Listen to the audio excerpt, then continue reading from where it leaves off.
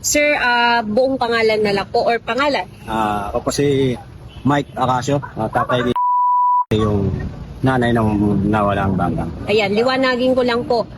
Yung anak niyo po ay nanganak saan hospital po? Pwede po Sa pakilakasan ng boses. Amang Rodriguez po dito sa Marikina noong December 25 po. Okay, nakita ko po may ipinost kayo regarding sa isang nawawalang sanggol. Pakikumpirma lang po.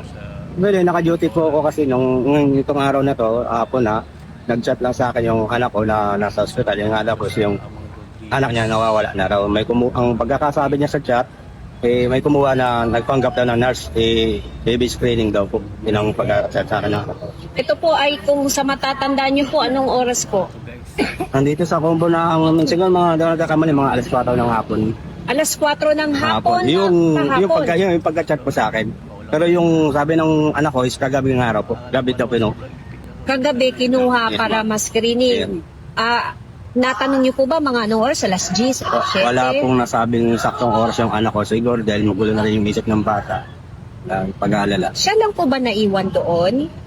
Ang huling combo namin is pinaprocess na daw ng asawa niya yung birth certificate para nga daw po releasing kasi kung hindi maaayos ngayong araw, baka January 3 na raw sila makalabas gawa ng mga holiday. Okay. So, ulitin ko lang, sir. Nanganak ito ng anong oras? December 25, ma'am, ng saktong oras siguro mga... Grabe, December 25 pa talaga. Paskong Madaling Pasko. araw? Hindi, ma'am, mga Grabe maliwanag naman na siguro mga 11 or 10 a.m. mga ganyan. 10 a.m. December 25, 25, nanganak po yung anak nyo. Yes, ma'am. Tapos nung gabi ay kinuha, di umano, dahil ipapa newborn screening. Kagabi po, petsa ng December 26, so 2 araw pa nga lang sila ngayon sa hospital eh. Bali nung 25 wala pa pong nangyayari Wala ganyan. pa, kagabi Nung lang. 26 ng gabi, Yeah. may ano po ba to, nurse na mukha. Ayun, ang chat ng anak ko is nagpanggap daw, kasi naka-uniform daw na nurse eh. Pero nung nakita nga, kasama yata sila na sa nag-review ng CCTV, nakita daw doon sa CR, lumabas yung babae na nagpalit ng uniform ng pang-nurse. So nakapang nurse humarap. Yun ang sabi ng chat. So mula nung nai-report ito ng December 26 ng gabi, inaksyonan po, nag-review po agad. Kaya nakita yung CCTV. Palagay ko pwedeng ngayon lang ma'am yan kasi dapat palabas talaga sila ngayong araw eh. Kasi nga kung di sila makaka-asigasang lumabas, January 3. So inaapura talaga nila makalabas. So yun na siguro, nung para kunin na yung bata, doon na lang nalaman ng nanay na wala na yung bata. Ito sir, di ko lang po kasi iba-iba naman po hospital. Yung bang pagkakaalam niyo po dun sa amang once na binigay na yung sanggol, kasama na dapat ng ina? Kaya wala naman akong exact na na knowledge ko paano yung proseso nila. Pero para sa akin, di ba dapat gano'n naman talaga. Pagka-linis sa bata is nasa tabi na ng bata. So ang nangyari, pagka newborn screening, nagtataka na tong nanay, di na nabalik yung sanggol. Yes. Tama po ba? Ganyan po Yung ang pagkakasabi sa akin. Okay, so after po nun, siguro inireport na sa mismong mga staff ng amang, tsaka na po nag-ano ng CCTV. May gano'n ng araw. Ang chat pa sa akin ng anak ko parang hindi siya pinagbabawalan siya magsalita sa media. Sabi ko naman, ayaw. Pananagutan ng ospital yan.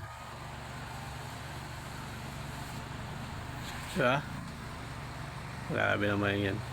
Ayaw nga din ng anak ko na i-post ko sa social media. Sabi ko, makakatulong kasi wala pang 24 oras na wala yung bata. So, kung kakalat ko sa buong Marikina, malaking tulong ka ako. Ako matulungan ka. So, so far po, mula nung na-post ninyo, sino may nakipag-ugnayan po ba sa inyo? Nag-extend nag-help yung hospital po ba? PNP?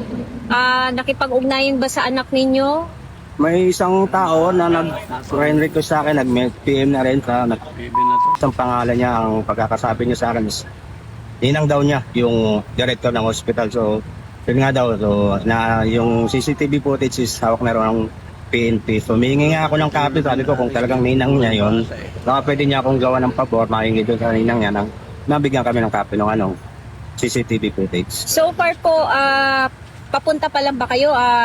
Nadalaw nyo na ba nung unang araw ng panganganak? At dadalawin nyo ulit? Papunta pa lang po ako ngayon. First lang namin magkikita ng anak ko sa punong... So nung nanganak po siya, nasa duty Yes, kayo. ma'am. Fix po kasi ako pang araw eh. Okay. Galing po kasi ako ng hospital at na may mga nakausap po ako doon at hindi rin po ako nabigyan ng pagkakataon na may makausap po ako na director or kahit sino po supervisor po na nangangasiwa sa hospital regarding po dyan sa nawawalang sanggol. Ito pong ginagawa po natin ay best effort na makumpirma nga na nawawala po. So, ang sabi po sa akin ay nasa investigasyon. Ano po ang inyong reaksyon na yan nga po, iniimbestigahan ang nangyari? Marami CCTV Doon dyan. sa Buhay. sa mga taga-amang, hindi ako naniniwala na walang kasagwat diyan sa loob. At huwag niyo huwag niyo dinidiktahan yung anak ko na huwag magsalita sa media kasi kung mananahimik kami, marami pang bata mawawala. Marami pang magulang mawawala ng anak. So kung pahayaan ko lang yung anak ko na manahimik, kung susundin ko siya, hindi kami mabibigyan ng hustisya. Namatayan yung anak ko ng una niyang anak, so tinaya niya na nagpasa niya.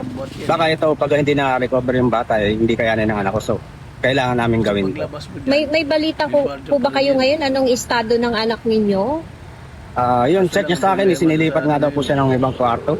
Ang tinanong ko naman sa anong dahilan, madaling araw. sabi nga daw is, yun, parang iniiwas siya na makausap ng ibang tao ng media. Kasi yung Hindi ma'am, kasi karapatan actually, wala silang karapatan na pigilan kami. Kami ang ako nawalan ako ng apo, anak ko nawalan ng anak. Sila, ang pinoprotektahan lang nila is para sa pananaw ko yung reputasyon ng hospital. So hindi dapat ganun.